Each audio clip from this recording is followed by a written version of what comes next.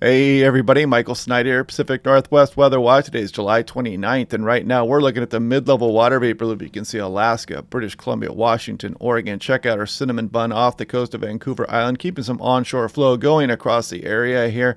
Going to keep us seasonable here for the next few days, and we'll take a look at the extended forecast as always. Models have some big disagreement coming up here. We're showing some signs of life here as we go on in through early towards mid-August. Potential for a system to come through the area, but there also is some ridging showing up in the models as well. So we got some big model disagreement. We're going to look at that in a little bit of detail here. Something to be watching here over the next few days. Here we are looking at the visible satellite imagery. You can see the bedrock fire still kicking off quite a bit of smoke out there. That is 0% contained right now. And yeah, it grew by almost, I think it was 1,000 acres yesterday. And you can see some of the low clouds up against the Cascades, Olympic Mountain, some across the Puget Sound a bit here as well. Some high clouds elsewhere across the region. Now, this is looking at the fire locations. The Newell Road fire is about 94% contained. The Flat fire is about 15% contained. The Bedrock fire is 0%, and it is threatening some structures there as well. So if you guys are in the local areas, there are some of these fires. It can be pretty nasty out there. I'm sure you know the reason if you're around. But here we go with the poor air quality control. This was issued yesterday about noon here for Pendleton, Oregon. And yeah, so this should be drifting down across the south tonight. Not really much good you can say if you're living nearby some of these fires. That smoke can be pretty nasty. And this talks about some detail here about like the Bedrock fire, the Golden fire, how much they're contained, what kind of fire activity is associated with them. And if you guys want a nice, affordable home weather station, click on that link down below to save 10% off. You know, this does all kinds of stuff. The pressure is very accurate, lightning sensor there, temperature. It's got all solar powered. It's all wireless. Smartphone app is great. It stores all the data for you in the cloud, and you can see everybody who has one of these stations across Vancouver Island, Southwest BC, Northwest Washington here. Great weather station. Highly recommend it. This is looking at SeaTac. Look at this. Again, 79 degrees. Picture perfect day. Exactly average temperatures. A nice sunny day out there for the most part. And look at this, July 29th, 2009. You guys remember that one? 103-degree day. It shattered the all-time record that would be shattered later in 2021. But at the time, that was a huge all-time record high there, 103. I can remember that day pretty clearly. This is looking at the GFS as of last night. You can see Washington, Oregon, California. There's BC. Check out the trough. You saw it on the mid-level water vapor loop just off the coastline here. Put it into motion, you can see it spin around here and kind of hang out and then gets replaced with another one a little bit further off. So it's going to allow for some ridging to build up here as we go through the mid and later portion of this week. So we're going to warm up a bit here as we go through the next weekend coming up. But then we've got some interesting model disagreement. Check out the GFS swinging the system through here as we go through August 8th, 9th. And look at this trough. It digs down across a lot of the west.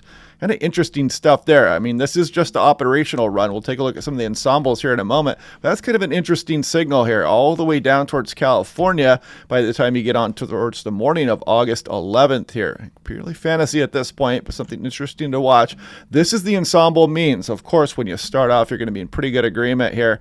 And then as we go, you can kind of see similar activity here with the trough kind of moving off a little bit more. We build the ridge back across Pacific Northwest a little bit here as we go through the weekend. So we're going to warm up, getting some pretty good confidence there as we move into this weekend and later this week.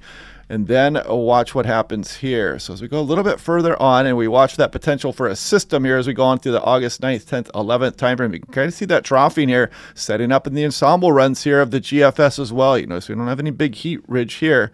So yeah, a little bit of a trough signal there. We'll take a look at the European next. You can actually see this kind of a ridge up here across portions of northern Canada up towards Alaska as well.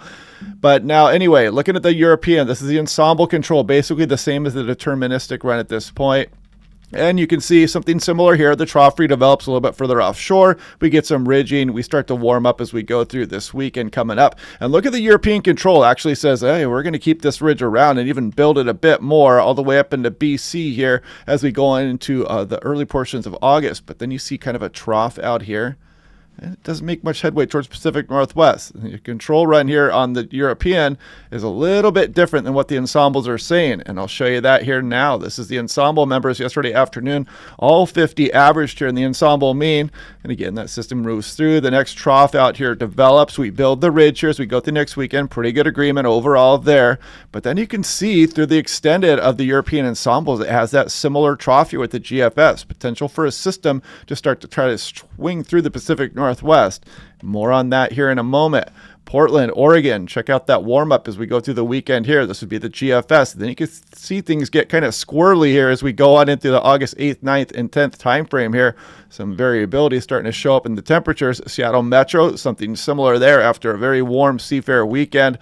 This is the European. You can kind of see it in the ensemble members here. You can see things get, the confidence starts to drop off here as we get on towards the August 6th, 7th, 8th, 9th, 10th time frame here. The potential for a system to roll through here. Now look at the Seattle Metro here on the European 15-day. Check it out. Some of these are pretty impressive precipitation amounts for this time of the year, and some of these have up over an inch in a 24-hour period, and I'll show you why that is here in a minute. This is looking at the GFS. Also shows some 500 millibar height starting to get kind of low in that same time frame there, showing the potential for a system moving through here. Again, it's just fantasy right now, but it's something we are watching.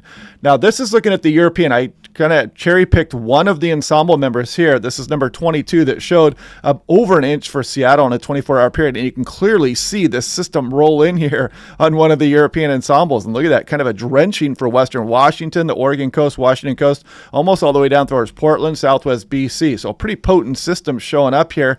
And granted, this is just a fantasy forecast. I did cherry pick this, but it does show up in some of the ensemble runs. So right now, fantasy, but something fun to watch. And you can kind of see the 500 millibar trough heights here as we go on into August 9th. So something interesting to watch for now. And it does have some ensemble agreement, again, as you saw with the European and the GFS showing that trough kind of along the Pacific Northwest coastline. This is looking at Vancouver, BC, something similar there. You can see some of these higher ensemble members in here as well.